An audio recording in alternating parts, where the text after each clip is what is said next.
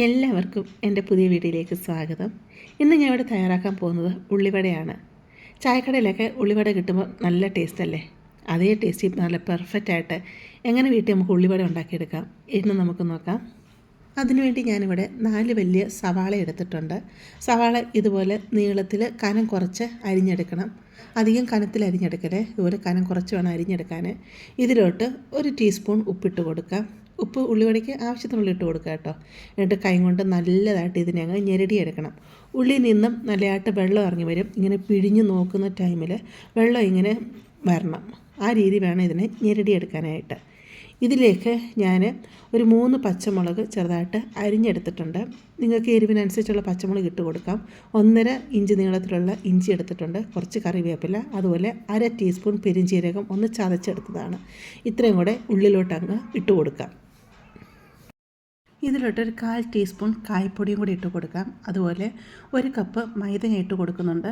250 ml കപ്പിലാണ് 1 cup മൈദ ഇട്ട് കൊടുത്തിരിക്കുന്നത്. അതുപോലെ 2 ടേബിൾ സ്പൂൺ അരിപ്പൊടി ഇട്ട് കൊടുക്കുന്നുണ്ട്. ഇടിയപ്പം അപ്പമൊക്കെ ഉണ്ടാക്കുമ്പോൾ എടുക്കുന്ന അരിപ്പൊടി ഉണ്ടല്ലോ, അതാണ് ഞാൻ ഇവിടെ എടുത്തിരിക്കുന്നത് കേട്ടോ. ഇതിലോട്ട് ഞാനൊരു 1/4 ടീസ്പൂൺ ബേക്കിംഗ് സോഡ ഇട്ട് കൊടുക്കുന്നുണ്ട്. ബേക്കിംഗ് സോഡാപ്പൊടി ഇട്ട് കൊടുക്കാൻ താല്പര്യമില്ലാത്തവർ ഇതിട്ട് കൊടുക്കേണ്ട ആവശ്യമില്ല. പക്ഷേ സോഡാപ്പൊടിയൊക്കെ ഇട്ട് കൊടുക്കുമ്പോൾ ഈ ഉള്ളിവടയൊക്കെ നല്ല സോഫ്റ്റായിട്ട് കിട്ടുകയും ചെയ്യും, കുറച്ച് നല്ല പൊങ്ങി വരികയും ചെയ്യും കേട്ടോ. ഇതിലോട്ട് ഞാൻ 4 ടേബിൾ സ്പൂൺ തൈര് ഇട്ട് കൊടുക്കുകയാണ്. അധികം പുളിയില്ലാത്ത കട്ട തൈരാണ് 4 ടേബിൾ സ്പൂൺ ഇട്ട് കൊടുത്തിരിക്കുന്നത്. തൈരൊക്കെ ഇട്ട് കൊടുക്കുമ്പോൾ ഉള്ളിവടയ്ക്ക് നല്ലൊരു ടേസ്റ്റ് തന്നെയാണ്. എന്നിട്ട് നമുക്ക് കൈ കൊണ്ട് നല്ലതായിട്ട് ഇത് കുഴച്ചെടുക്കാം. ഉള്ളിയുടെയും തൈരിൻ്റെയൊക്കെ ആ ഒരു നനവിൽ തന്നെ നമുക്കിത് കുഴച്ചെടുക്കാൻ പറ്റും. നിങ്ങൾക്ക് അധികം ടൈറ്റായിട്ട് ഇത് തോന്നിക്കുകയാണെന്നുണ്ടെങ്കിൽ 1-2 ടേബിൾ സ്പൂൺ പച്ചവെള്ളം ഒഴിച്ച് കൊടുത്ത് ഇത് കുഴച്ചെടുക്കാവുന്നതാണ്. അതല്ല അധികം ലൂസായി പോകുന്നുണ്ടെങ്കിൽ 1-2 ടേബിൾ സ്പൂൺ മൈദയും കൂടെ ഇട്ട് കൊടുക്കാവുന്നതാണ് കേട്ടോ. ഈ ഒരു പരുവത്തിലാണ് ഞാൻ കുഴച്ചെടുത്തിരിക്കുന്നത്. ഇത് നമുക്കൊരു അരമണിക്കൂർ എന്തെങ്കിലും റെസ്റ്റ് ചെയ്യാൻ വെക്കണം. കാരണം സോഡാപ്പൊടി ഇട്ട് കൊടുത്തേക്കുന്നതുകൊണ്ടാണ് നമ്മളിത് റെസ്റ്റ് ചെയ്യാൻ വെക്കുന്നത്. നിങ്ങളിത് സോഡാപ്പൊടി ഇട്ട് കൊടുക്കുന്നില്ല എന്നുണ്ടെങ്കിൽ നിങ്ങൾക്ക് അന്നേരം തന്നെ ഇത് ചെയ്തെടുക്കാവുന്നതാണ് കേട്ടോ. അരമണിക്കൂർ കുറഞ്ഞത് ഇത് റെസ്റ്റ് ചെയ്യാൻ വെക്കുക. 1-1.5 മണിക്കൂർ വെക്കുവാണെങ്കിൽ അത്രയും നല്ലതാണ്. ഇവിടെ ഞാൻ അരമണിക്കൂർ വെച്ചിട്ടുണ്ട്. കണ്ടില്ലേ, മാവൊക്കെ നല്ലതായിട്ട് സോഫ്റ്റായിട്ട് ഇങ്ങനെ വന്നിട്ടുണ്ട്. ഇനി നമുക്ക് എങ്ങനെ ഉള്ളിവട ഉണ്ടാക്കുന്നതെന്ന് നോക്കാം. ഞാൻ കയ്യിൽ കുറച്ച് വെള്ളം നനച്ചെടുത്തിട്ടുണ്ട്. ഇതിന് കുറച്ച് മാവ് എടുക്കുക. ഞാനിതിൽ ഒരു ഉരുള പോലെ ആക്കിയെടുക്കുന്നുണ്ട്. നല്ല ഷേപ്പിൽ ഉരുള പോലെ ആക്കിയെടുക്കേണ്ട ആവശ്യമില്ല. റഫായിട്ട് ഇങ്ങനെ ചെയ്തെടുത്താൽ മതി. എന്നിട്ട് ഞാൻ ഇതിലൊരു ഹോൾ ഇട്ട് കൊടുക്കുന്നുണ്ട്.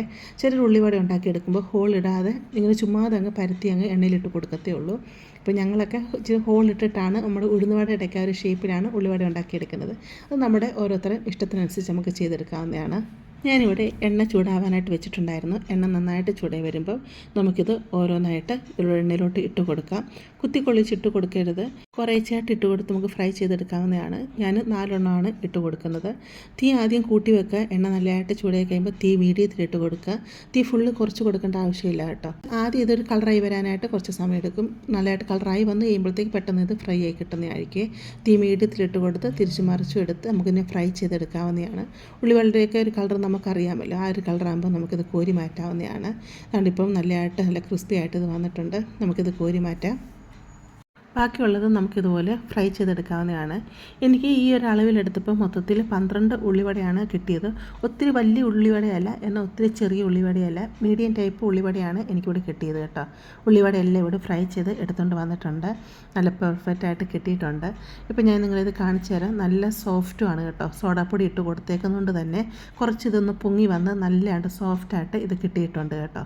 ഇത് നല്ല അകഭാഗം നല്ല സോഫ്റ്റായിട്ടാണ് കിട്ടുന്നത്. അരിപ്പൊടി ഇട്ട് കൊടുത്തേക്കുന്നതുകൊണ്ട് തന്നെ എൻ്റെ പുറഭാഗം നല്ല ക്രിസ്പി ആയിട്ടാണ് ഇരിക്കുന്നത് കേട്ടോ.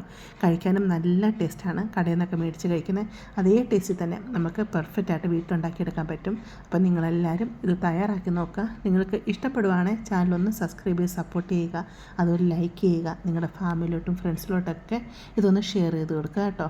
നമുക്കിനി ഒരു പുതിയ വീഡിയോ ആയിട്ട് അടുത്ത ദിവസം കാണാം.